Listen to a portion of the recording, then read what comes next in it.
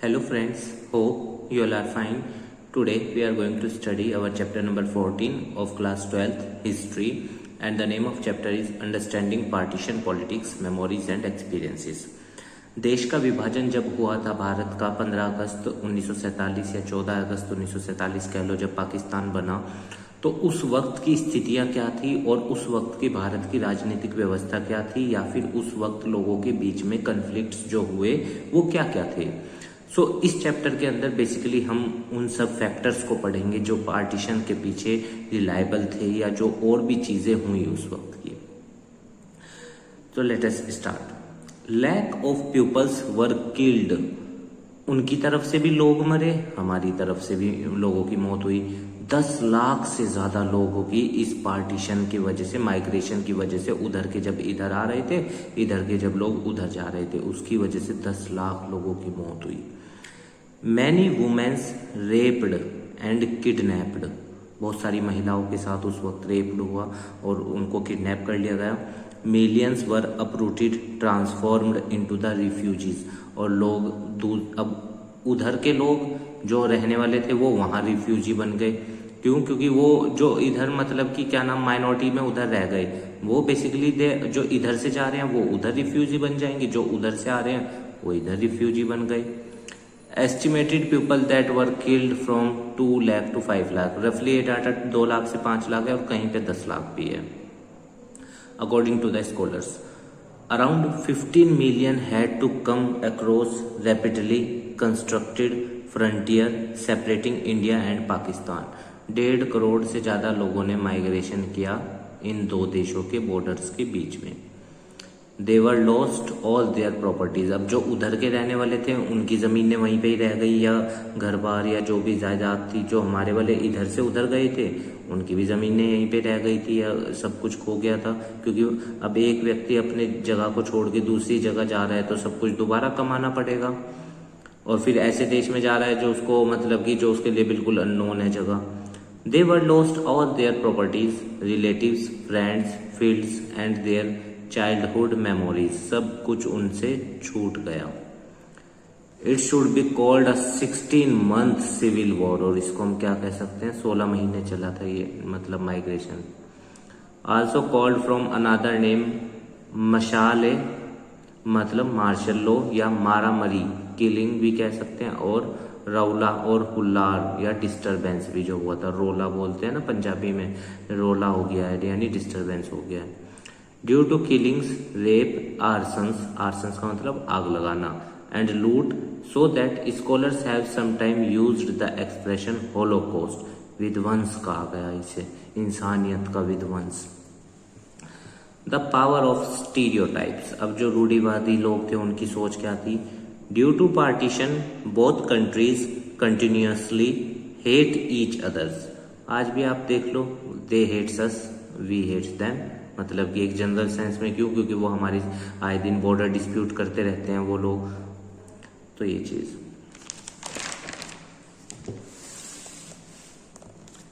Some people mistakenly believe that the loyalties of Indian Muslim lies with Pakistan, और कुछ लोग ये मानते हैं हमारे यहाँ पे कि भाई जो मुस्लिम्स यहाँ पे रह गए हैं, इंडियन मुस्लिम है, वो पाकिस्तान से आज भी मतलब कि वो रखते हैं, उनके साथ ही जुड़े हुए हैं।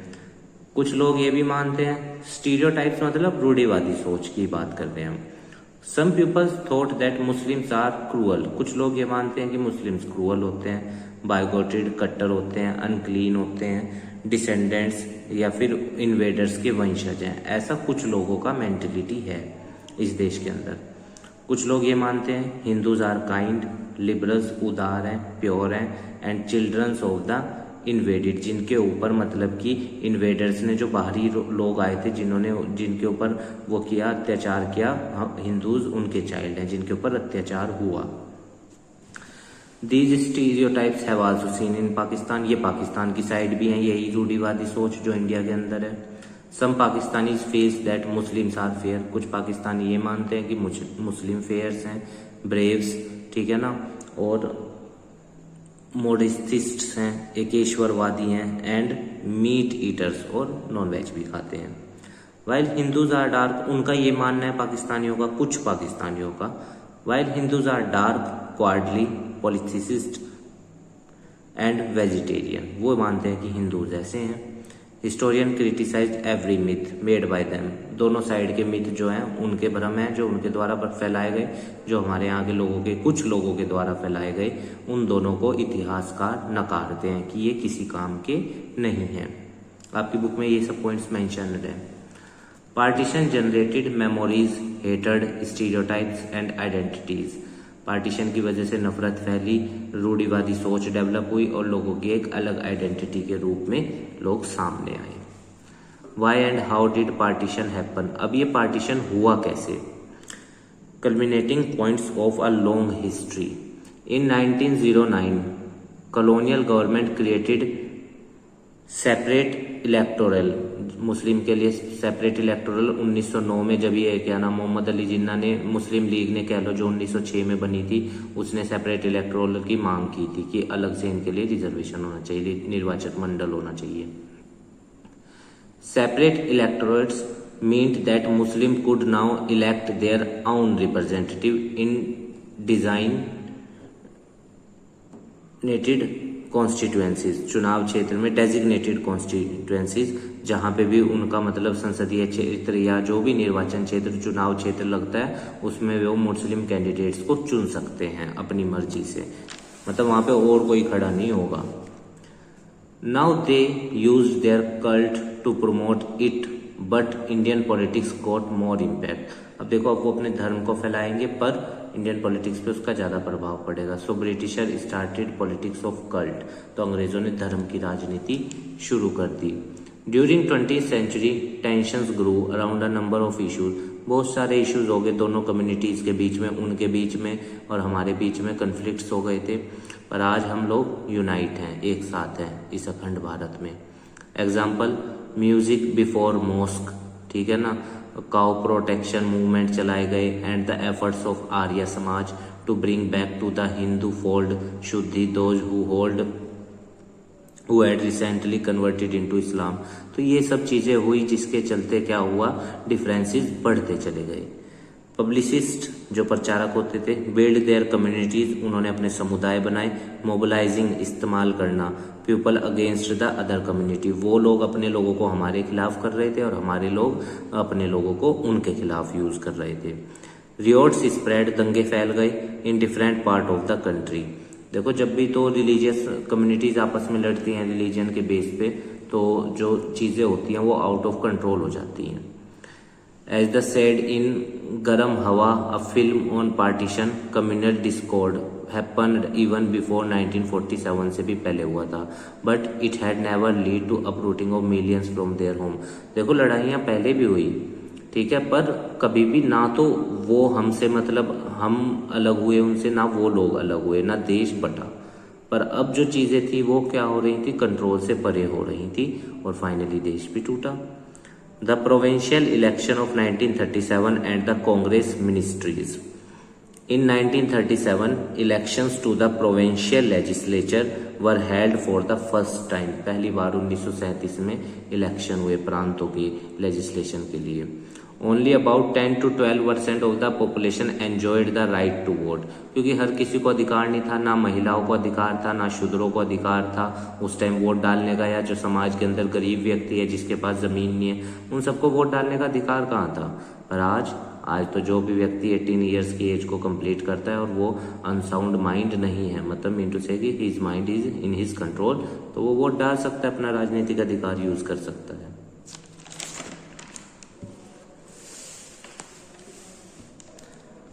The Congress did well in the elections, election में कांग्रेस की अच्छी जीत हुई। They got absolute majority in 5 out of 11 प्रांतों में से उनकी 4-5 में मतलब क्लियर मेजोरिटी आई, and forming government in 8 of them, और 8 में उन्होंने सरकार बनाई, मतलब 3 में गठबंधन लेके सरकार बना ली होगी।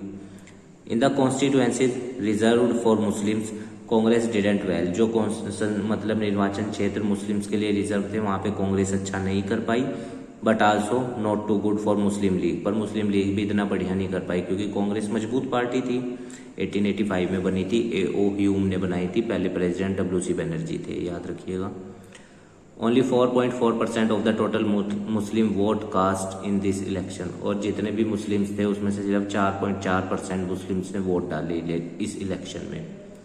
इन the UP the Muslim League wanted to form a joint government with the Congress. UP के अंदर मुस्लिम लीग क्या चाहती थी कि वो कांग्रेस के साथ मिलकर सरकार बनाए।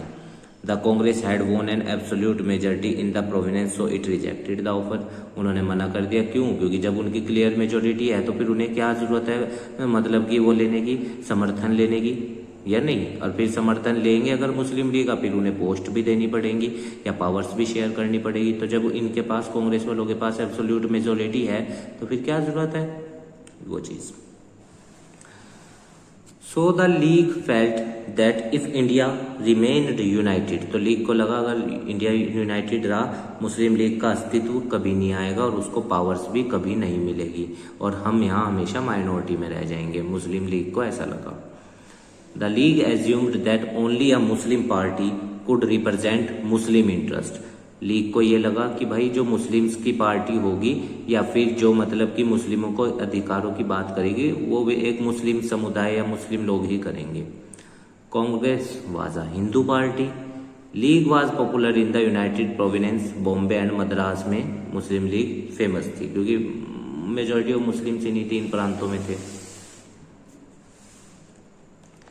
इन the UP the party had rejected the Muslim league proposal. क्यों? क्योंकि इनकी एब्सोल्यूट मेजॉरिटी थी कांग्रेस वालों की यूपी में, तो उन्होंने मना कर दिया कि भाई हमें तुम्हारे गठबंधन की जरूरत नहीं है या समर्थन की जरूरत नहीं है।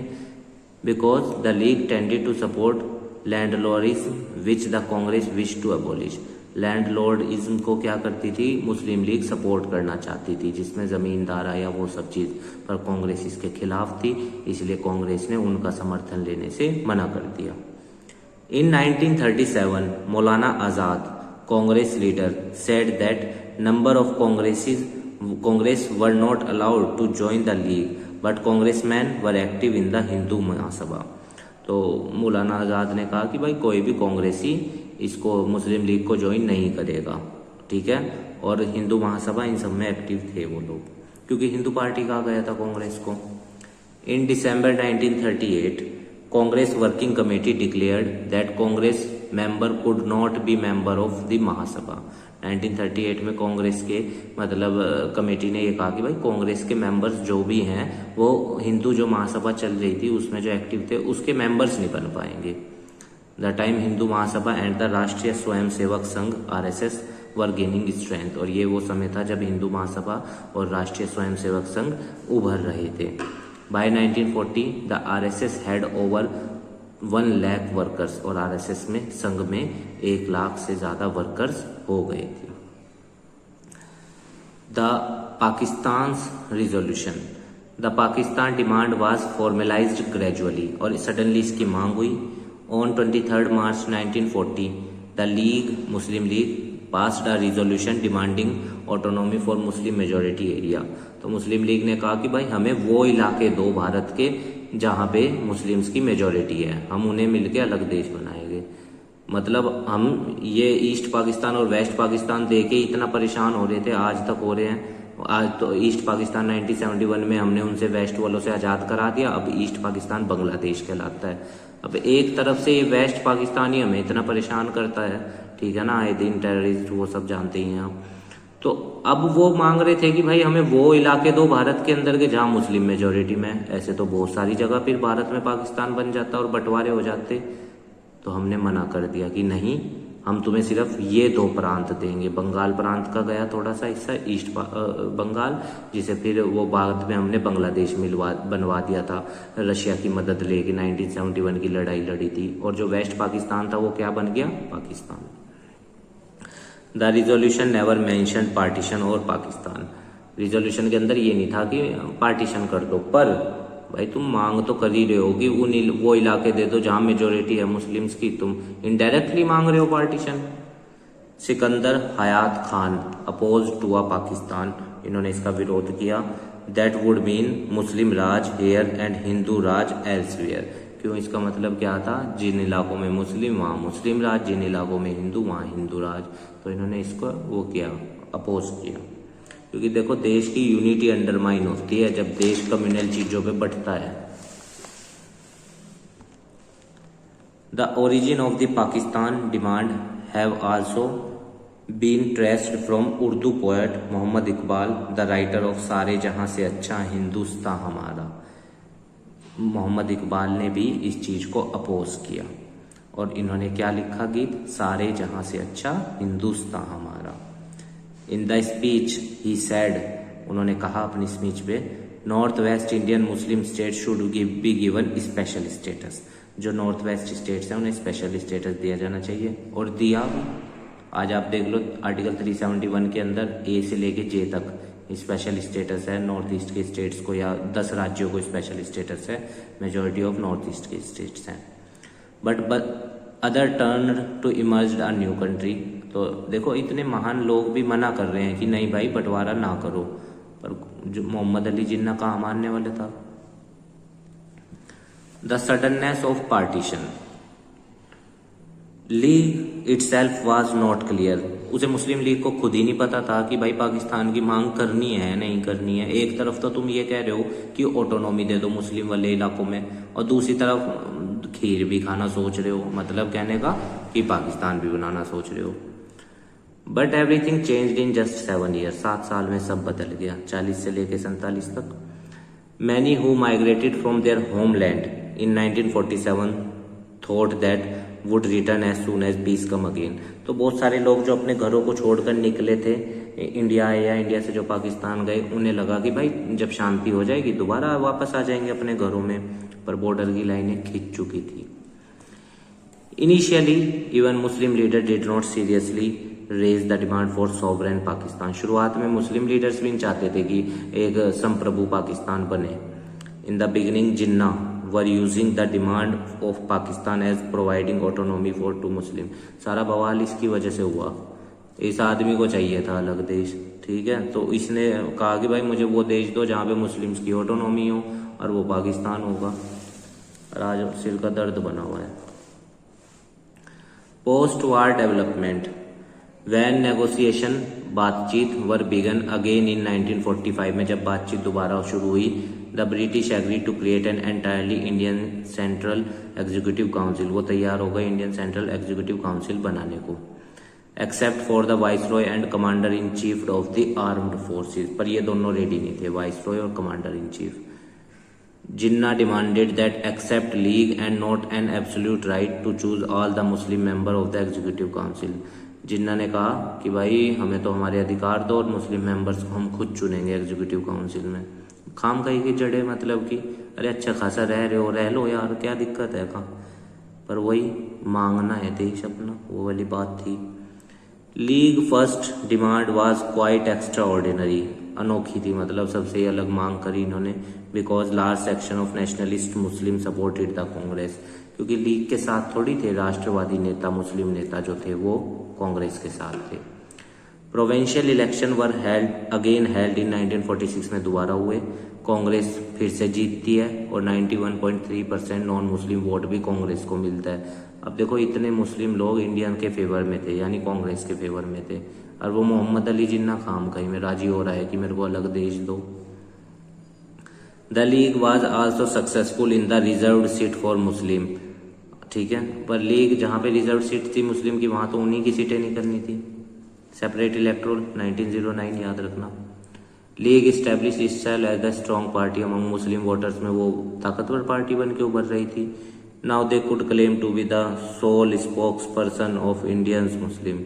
अब वो अपने आप को ये कह सकते थे कि वो भारतीय मुस्लिमों के हितैषी हैं, मतलब उनके आवाज उठाने वाले हैं।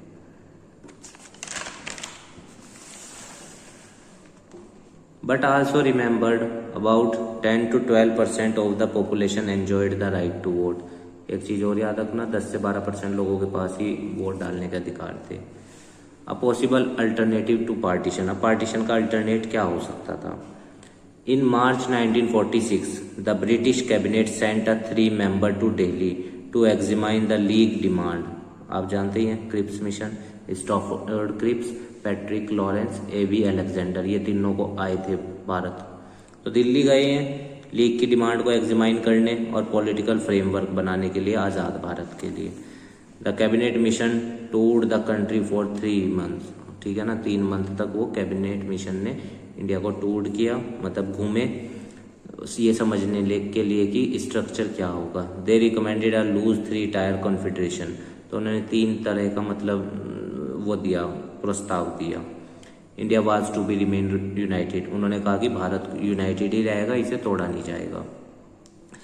It was to have a weak central government controlling only foreign affair, defence and communication, तो उन्होंने कहा कि भाई जो प्रांत है उनकी सरकारों को ज़्यादा पावर्स होंगी और जो सेंट्रल गवर्नमेंट है वो सिर्फ इन मामले पे देखेगी। पर आप याद रखना, हमारे यहाँ directive principle of state policy के अंदर 3 लिस्ट हैं, concurrent list, state list, central list और चौथी है रेजिडरी लिस्ट, चौथी भी हम मान लेते हैं। स्टेट लिस्ट के अंदर पहले 66 काम थे पर अब 61 हैं, सेंट्रल लिस्ट के अंदर 97 है और कॉन्करेंट में 52 हैं।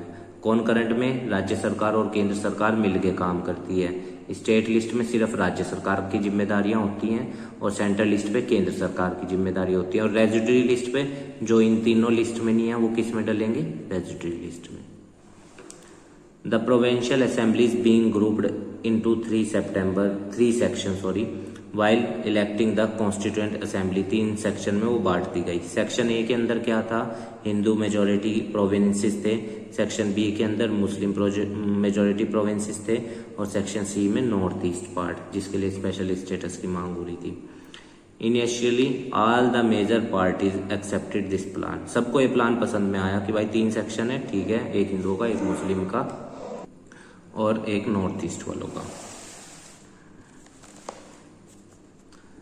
But the agreement was short lived because all parties had different thinking, पर ये ज़्यादा नहीं चल पाया ये एग्रीमेंट, क्योंकि हर पार्टी की अलग सोच थी।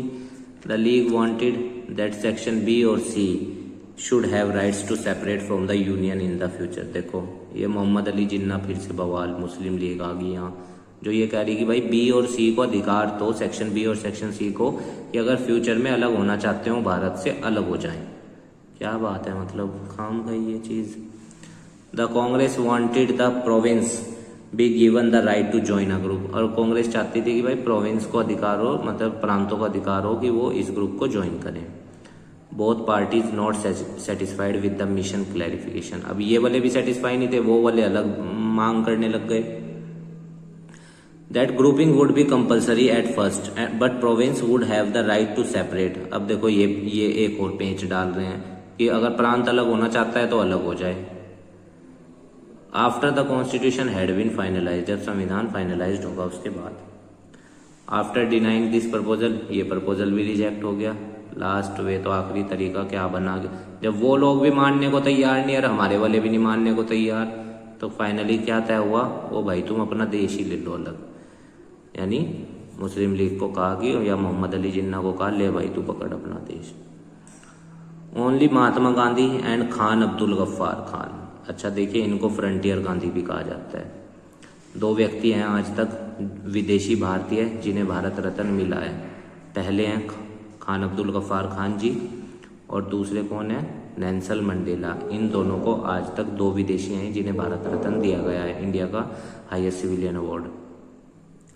Continued to firmly oppose the idea, Gandhi ji और खान अब्दुल गफ्फार खान जी तो शुरू से इसके खिलाफ थे कि देश ना बांटो, पर वो मोहम्मद अली मानने वाला तो नहीं था, वो कह रहा मेरे को चाहिए ही चाहिए, या मुस्लिम लीग जो उसके साथ थी। Toward partition, after withdrawing its support to the cabinet mission plan, the Muslim League decided on direct action. अब direct action for winning its Pakistan demand, कि हम डायरेक्ट एक्शन करेंगे। It announced 16 August 1946 as direct action day, please remember this date, competition में पूछता है। On this day, इस दिन 16 August 1946 को दंगे फैल गए, बवाल तो मचना ही था जब तुम काम खाई में मांग कर रहे हो कि देश दे दो देश दे दो। ऑन दिस डे, अरे है कुछ नहीं, आज आप देख लो क्या इकोनॉमिक कंडीशन है पाकिस्तान की, कितने हालात खराब है। On this day riots broke out, तो दंगे हो गए कलकत्ता, कंटिन्यूइंग सेवरल डेज, और कई दिन तक ये चलते रहे।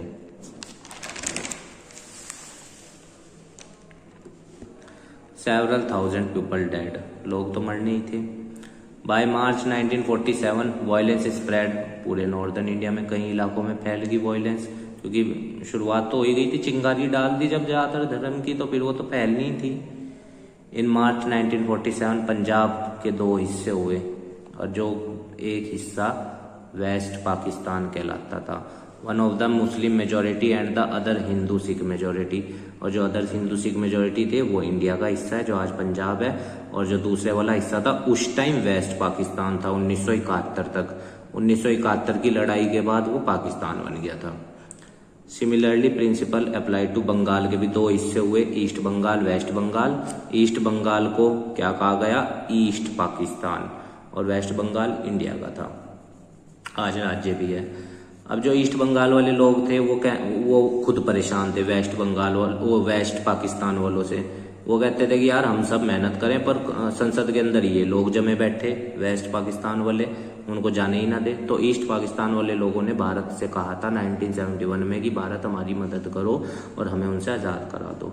फिर हमने अपनी फोर्सेस को और रशिया की मदद ली थी हमने, और फिर ईस्ट पाकिस्तान वालों को वेस्ट पाकिस्तान वालों से आज़ाद कराया, और फाइनली ईस्ट पाकिस्तान क्या बन गया, बांग्लादेश। अच्छा, इंडिया का इसमें क्या फायदा था, देखो एक साइड से ही आप लोग जानते हो ये वेस्ट पाकिस्तान मतलब जो पाकिस्तान है वो कितना परेशान करता है काम कहीं में। अब ईस्ट पाकिस्तान के साथ हमारा 4400 किलोमीटर का बॉर्डर है, तो ये हमारे लिए बहुत इंपॉर्टेंट हो गया था कि इसको आज़ाद कराएं उससे, ठीक है ना, ताकि कम से कम एक साइड से ही हम रिटेलिएट करना पड़े, हमें 2 साइड से ना करना पड़े। Many Sikh leaders and congressman in the Punjab were convinced that partition was a last option. भाई मानने को तैयार नहीं थे जब वे लोग, मुस्लिम लीग वाले या मोहम्मद अली जिन्ना, तो फिर लास्ट तो भाई पार्टीशन ही है सॉल्यूशन। जो भी लोल मतलब बात कहें ना जी ऐसे नहीं होना ना वैसे नहीं होना, तो फिर तो भाई अल्टरनेट सॉल्यूशन लास्ट तो यही ऑप्शन था। The withdrawal of law and orders, the blood bath, हत्याकांड, उधर के लोग इधर आते हुए इधर के उधर जाते हुए, continued for about a year, 1 साल तक चला ये खून खराबा। All institution of governance collapsed, सारी गवर्नेंस की इंस्टीट्यूशंस खत्म हो गई, गिर गई। Police failed to fire with arson and killings, police भी फेल हो गई, पुलिस ही क्या कर लेगी। अमृतसर उस टाइम की बात कर रहा हूँ मैं, ठीक है ना, आज तो हमारी पुलिस सक्षम है सब कुछ करने के लिए और हमारी पास डिफेंस सेक्टर भी बहुत बढ़िया है, पर उस टाइम चीज़ें क्या थी, क्योंकि इंडिया एक कॉलोनियल देश रहा 200 साल से, उसके संसाधन पूरी तरह एक्सप्लॉइट हुए, डिप्लेटेड किया गया, उसको एम्प्यूटेड कर दिया, या फिर स्टैग्नेंट इकोनॉमी थी और बैकवर्डनेस थी एग्रीकल्चर में। आप इंडियन इकोनॉमिक्स की वीडियो देखिएगा, मेरी प्लेलिस्ट में अवेलेबल है, वो उसमें पूरा भारत 1947 से लेके ही शुरुआत है। पहले हमने 1947 जिस दिन आज़ाद हुए उस दिन कैसा था भारत, फिर दूसरा चैप्टर 1950 से 90 तक का भारत, फिर उसके बाद इन 1991 की इकोनॉमिक पॉलिसी, वो सब चीज़ें बताई हैं, आप खाली टाइम में उसको देख सकते हैं। Amritsar district become the scene of blood, अच्छा देखो यहाँ पे सबसे ज़्यादा हुआ, और फिर 1919 वाला जलियांवाला भी यहीं पे ही हुआ। British official did not know, और अंग्रेज ऑफिशियल्स तो भागते चोर वाले थे, भाग लिए अपना निकल लिए, यहाँ लड़ाइयाँ बच गई, तो उन्हें समझ में नहीं आया कि इस सिचुएशन को कैसे हैंडल करें।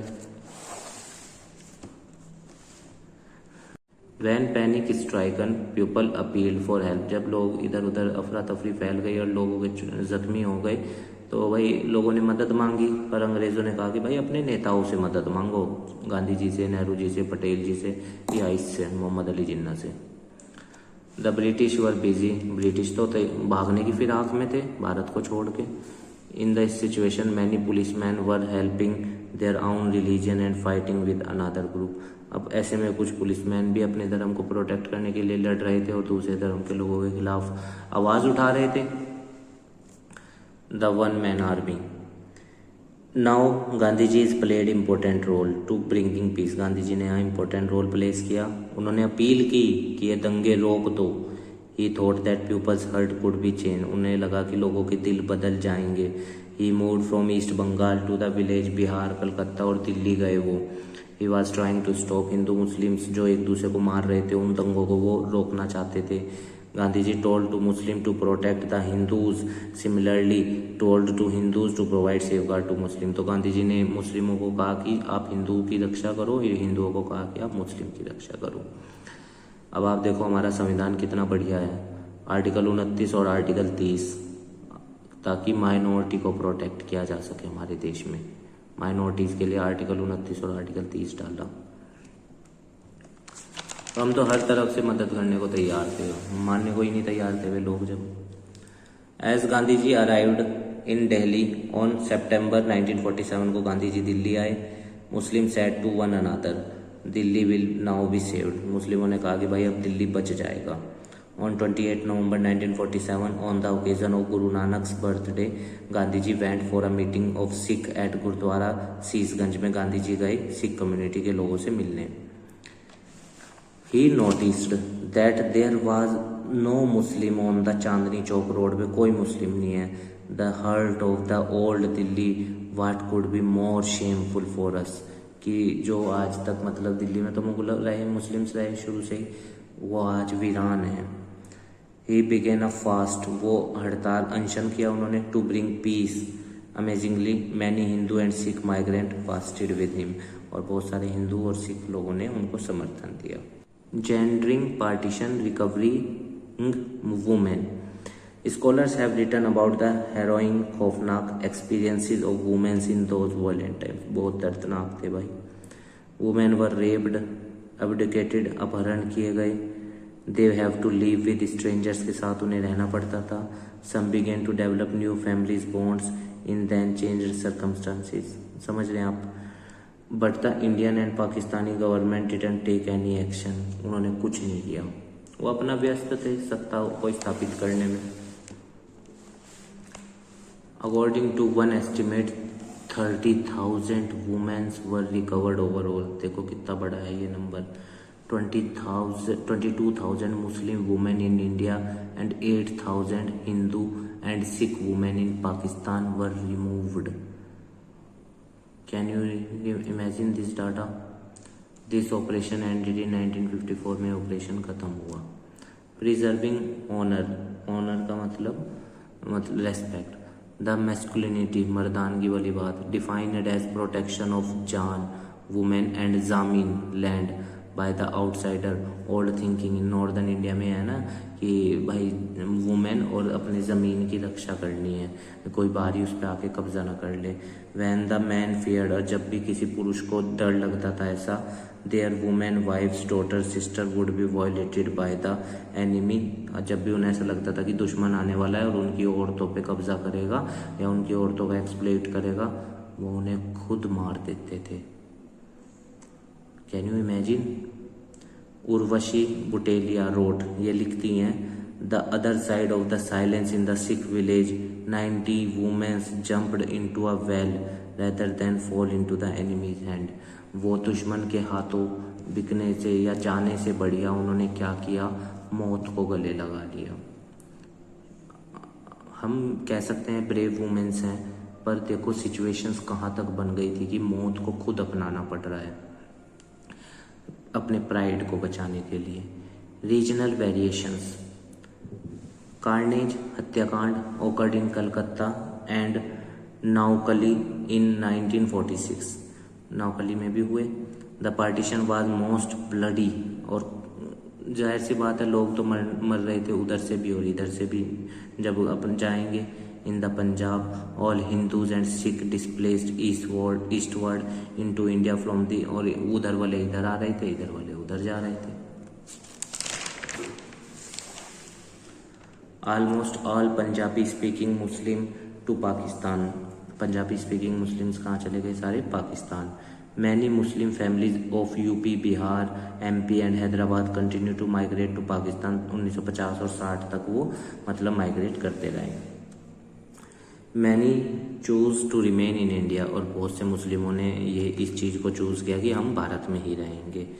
आज दुनिया में third largest country of Muslims population India है, पहले Indonesia, then Pakistan, then India. Most of these Urdu speaking peoples known as Muhajirs, migrant कहा गया इन्हें, in Pakistan move to Karachi, जो यहाँ से वहाँ गए थे। In Bengali the migration was even more lengthy because of porous border, 4400 kilometre का बॉर्डर था। Bengali Muslims rejected Jinnah, Bengali Muslims ने जिन्ना को रिजेक्ट किया। टू नेशन थ्योरी को रिजेक्ट किया through political action separating from Pakistan and creating Bangladesh in. और उन्होंने कहा कि जो मतलब ईस्ट पाकिस्तान के लोग थे कि भाई हमें वेस्ट पाकिस्तान से आज़ाद कराओ, हम जिन्ना की थ्योरी को नहीं मानते। और फिर हमने 1971 का युद्ध आप जानते ही हैं, रशिया की मदद लेकर ईस्ट पाकिस्तान को वेस्ट पाकिस्तान से आज़ाद करवाया था। और फिर ईस्ट पाकिस्तान क्या बना, बांग्लादेश।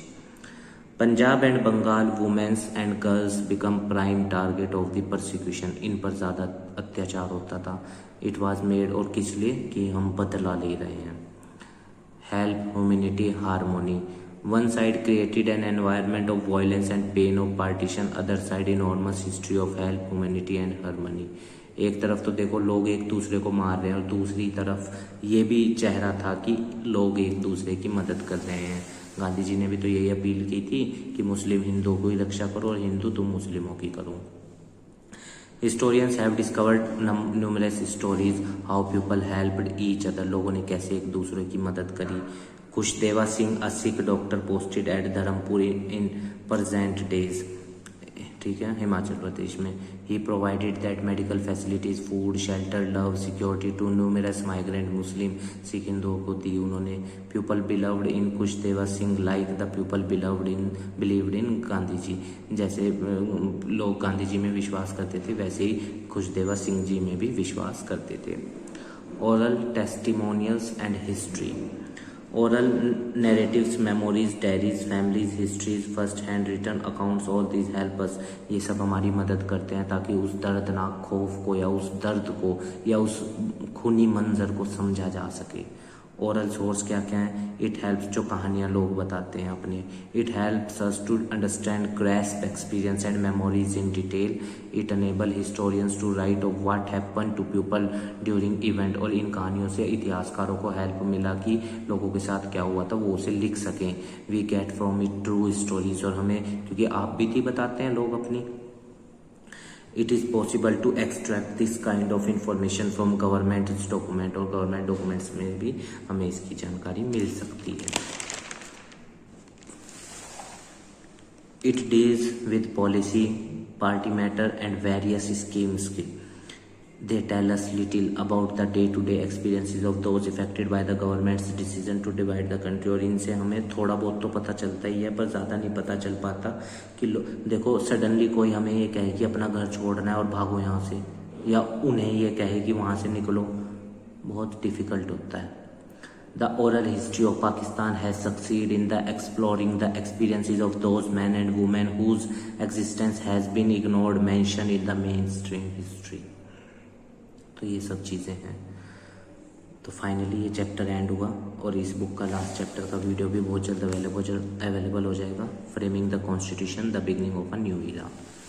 उम्मीद है आपको चैप्टर समझ में आया होगा। हमारे काम को सपोर्ट करने के लिए वीडियो को लाइक कीजिएगा, अपने दोस्तों के साथ शेयर कीजिएगा और हमारे चैनल को भी सब्सक्राइब कर दीजिएगा। और देखिए स्टूडेंट्स, अगर आप किसी पॉइंट के द्वारा हर्ट हुए हैं तो हम उसके लिए आपसे क्षमा मांगते हैं, क्योंकि हमारी कोई इंटेंशन नहीं थी आपको हर्ट करने की। चीज़ें पास्ट में कैसी हुई, आपकी बुक में कैसे लिखी हुई हैं, जस्ट हमने उसे बयान करने की कोशिश किया और आपको बस उस चीज़ पे सोचना मतलब शुरू करना है कि कैसे चीज़ें हुई होंगी, तभी आप एक अच्छे स्टूडेंट होंगे। क्योंकि एक अच्छा स्टूडेंट फैक्ट्स को पढ़ने के बाद सोचता है, ठीक है। बाकी हम आपसे क्षमा मांगते हैं अगर आपकी कोई भावना हर्ट हुई है हमारी वजह से। हमारी कोई इंटेंशन नहीं थी आपकी किसी भावना को हर्ट करने की। आप चैनल से जुड़े रहिए, स्वस्थ रहिए, मन लगाकर पढ़ाई कीजिए और एक अच्छे सिटीजन बनने की और कोशिश कीजिए। जो भी हमारी जिम्मेदारियां, जैसे 11 फंडामेंटल जिम्मेदारियां मिली हैं संविधान से हमें, उन्हें अच्छे से पूरा करें ताकि देश का विकास हो सके। ठीक है स्टूडेंट्स, धन्यवाद, स्वस्थ रहिए।